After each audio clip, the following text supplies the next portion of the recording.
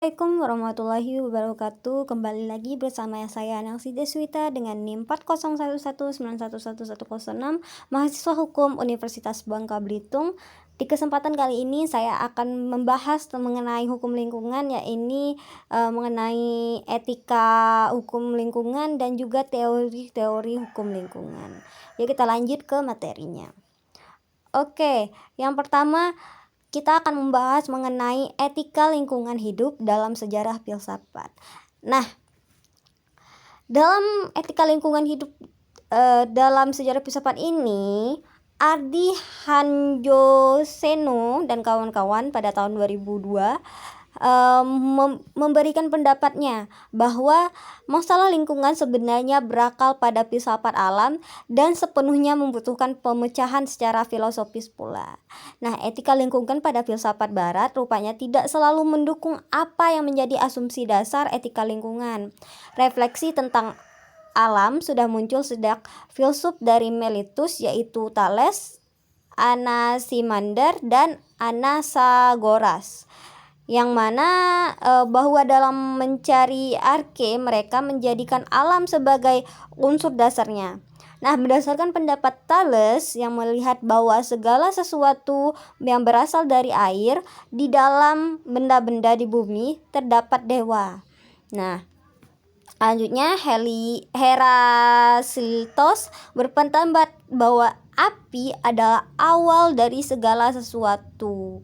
Nah, Sekopanes melihat tanah sebagai AC, yang Empedokles mengajukan 4 elemen, yaitu tanah, udara, api, dan air, yang walaupun menolak beberapa pemikiran Parmenides, umumnya para filsuf prasokratik ini menerima konsep bahwa dunia mempunyai rasional struktur yang tidak berubah, tidak dapat dibagi-bagi, tidak dapat dihancurkan, dan tidak dapat digerakkan. Nah, selanjutnya Plato memiliki tendensi yang berbeda sehubungan dengan alam, yang dalam metafisikanya alam material hanyalah berpartisipasi pada dunia ide, maka dunia pengalaman yang real sebenarnya tidak nyata. Nah, selanjutnya pemikiran tersebut di atas kembali dibangkitkan oleh Plotinus. Plotinus beranggapan bahwa dunia dan manusia merupakan emanasi dari jiwa, sedangkan jiwa itu merupakan emanasi dari roh atau nous. Dan roh itu merupakan emanasi pertama yang satu atau tohen. Yang dunia bersatu karena dirasuki oleh jiwa dunia sebagai emanasi dari jiwa. Yang dunia dan manusia dibedakan, akan tetapi pada dasarnya semua diresapi oleh daya dan sinar yang sumbernya sama, yaitu yang satu. Eugene C. Hargrove, seorang environmentalist, berpendapat bahwa filsuf Yunani mempunyai beberapa pengaruh negatif pada etika lingkungan, yaitu menghalangi perkembangan perspektif ekologis yang melemahkan wawasan estetis terhadap dunia natural dan menyebabkan ide pelestarian alam secara konseptual sulit dilakukan, bahkan tidak mungkin dilakukan. Nah, tantangan perspektif ekologis konsep filsafat Yunani bahwa alam bersifat konstan dan tidak berubah rupanya harus berhadapan dengan realita yang diangkat oleh etika lingkungan, bahwa alam itu bersifat impermanen, yang dapat atau bahkan sedang berubah ke suatu kondisi yang lebih buruk. Nah, perbedaan ini sebenarnya berasal dari titik berangkat yang berbeda, di mana filsafat Yunani memandang alam bukan secara empiris dan material, bahkan indera tidak bisa dipercayai untuk bisa melihat alam secara penuh. Air dalam pemikiran Thales bukan air sebagai air yang mempunyai fungsi positif dalam seluruh ekosistem, tetapi lebih menunjuk pada suatu elemen metafisik yang menjadi dasar segala sesuatu. Nah, selanjutnya tantangan metafisika terhadap pelestarian ekosistem, yaitu konsep pelestarian ekosistem sulit untuk ditemukan dalam pemikiran filsafat Yunani, karena pandangan ini bertentangan dengan metafisika yang menjadi pegangan mereka, yaitu dunia yang konstan, abadi, dan tidak berubah.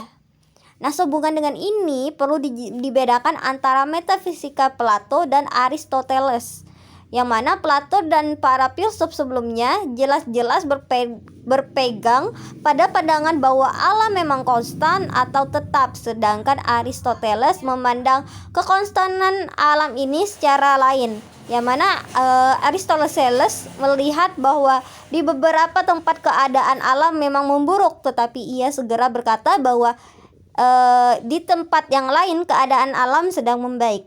Nah, konsep siklis ini memang tampaknya memberi peluang pada kesadaran baru akan alam yang sedang berubah, yang mana menuju ke binasaan. Nah, dikarenakan alam pada dasarnya bersifat siklis antara mati dan tumbuh, maka tak perlu campur tangan manusia dalam keseluruhan proses ini. Nah, yang lain ya ini tantangan filsafat modern yang sehubungan dengan alam, yaitu problem filsafat modern bukanlah apakah alam itu ada atau metafisik, tetapi bagaimana mengetahui alam secara epistemologis. Yang selanjutnya pemikiran René Descartes perlu dikedepankan karena Descartes melihat bahwa dunia mempunyai sifat corporeal atau fisik dan incorporeal, yakni metal. Yang keduanya diciptakan Tuhan dengan created substance yang memiliki dua sifat tidak permanen sehingga dapat rusak dan tidak dapat berinteraksi satu sama lain. Inilah yang menyebabkan penyelenggaraan ilahi terus dibutuhkan dari saat ke saat untuk memecahkan masalah dunia. Nah, yang tampaknya Descartes dapat menjadi batu pijakan bagi environmentalis karena paham alam yang dapat rusak menuntut suatu pemeliharaan dari manusia. Tetapi konsepnya tentang Tuhan yang terus berkarya dan menyelesaikan masalah alam seakan masalah dunia membuat pelestarian akan berada di luar kontrol manusia. Oleh karena itu, bagi environmentalis, sisi teologis teori Descartes ini cenderung ditinggalkan. Nah, dikatakan oleh Odum menakar sumbangan filsafat pada etika lingkungan, maka kaum environmentalis mengakui bahwa filsafat sejak Yunani sampai modern memang tidak banyak memberikan dasar pada etika lingkungan, bahkan cenderung berseberangan dalam pandangan terhadap alam. Dari skeptisisme terhadap realitas fisik dan konsep alam yang tidak dapat rusak jelas bertabrakan dengan paham baru yang ingin ditonjolkan oleh kaum environmentalisme tentang dimensi estetis dari materi dan alam yang sedang berubah. Nah, filsafat sosial dan politis pun tidak menyentuh sisi pelestarian alam ini. Misalnya pada pandangan John Locke tentang tanah yang mencapai puncak nilai guna ketika digunakan oleh negara untuk kepentingannya. Nah, selanjutnya Adi Hanjoseno dan kawan-kawan mengatakan tantangan tersebut bagi etika lingkungan tidak harus diartikan bahwa etika telah kehilangan nilai filosofisnya karena tidak banyak didukung dan oleh tradisi pemikiran sebelumnya. Justru etika lingkungan ingin menunjukkan lubang besar dalam sejarah filsafat yang tidak pernah digali dan direfleksikan. Nah, lubang besar itu bagi kaum environmentalis ditunjukkan dalam sikap manusia yang merasa sebagai raja atas seluruh ekosistem yang secara menyedihkan telah menyebabkan ekosistem pelan-pelan kehilangan nilai estetisnya dan melulu menjadi objek kepentingan manusia. Disinilah etika lingkungan memberikan sumbangan dalam seluruh pemikiran filsafat dewasa ini dan sekaligus menjadi tantangan para ahli filsafat. Nah, kita beralih ke materi selanjutnya, yaitu mengenai teori-teori etika lingkungan, yang mana etika lingkungan lebih dipahami sebagai sebuah kritik atas etika yang dianut manusia yang berlakunya pada komunitas manusia saja. Nah, Keraf memberikan pendapat bahwa etika lingkungan menuntut agar etika moralitas tersebut diberlakukan juga bagi komunitas biotis atau komunitas ekologis, yang mana etika lingkungan juga dipahami sebagai refleksi kritis atas norma-norma dan prinsip prinsip atau nilai moral yang selama ini dikenal dalam komunitas biotis. Selain itu, etika lingkungan juga dipahami sebagai refleksi kritis tentang apa yang harus dilakukan manusia dalam menghadapi pilihan-pilihan moral yang terkait dengan isu lingkungan. Yang dikatakan bahwa etika lingkungan adalah bagian dari filsafat hukum yang dianggap memperluas batas-batas etika tradisional dari yang khusus untuk manusia berubah menjadi yang termasuk dunia non manusia. Yang perubahan tersebut memberikan pengaruh besar pada disiplin ilmu lainnya termasuk hukum, sosiologi, teologi, ekologi, ekonomi, dan juga geografi. Nah, Eliot dan sejalan dengan pendapat Carab, ada beberapa teori tentang etika lingkungan yang umum berkembang saat ini. Yang itu ada 5. Yang pertama, animal centrisme. Ya, ini pandangan ini mengatakan bahwa perhatian moral seharusnya tidak terbatas pada manusia, tetapi juga harus mencakup seluruh dunia hewan. Yang kedua, biosentrisme adalah teori yang mengatakan bahwa makhluk hidup ini itu yang memerlukan pertimbangan moral dan manusia, walaupun harus selalu dikaitkan kepada kepentingan manusia dan hewan, tetapi juga harus mencakup tumbuhan, ganggang, organisme bersel satu, dan mungkin juga termasuk bakteri dan virus. Yang ketiga yaitu teori nilai intristik yang menyatakan bahwa nilai adalah suatu kualitas yang berharga patut dimiliki oleh manusia sebab menunjukkan suatu kesempurnaan atau kebaikan. Teori ini menyiratkan bahwa hanya manusialah yang memiliki nilai intristik ya, atau nilai yang terdapat dalam diri sesuatu.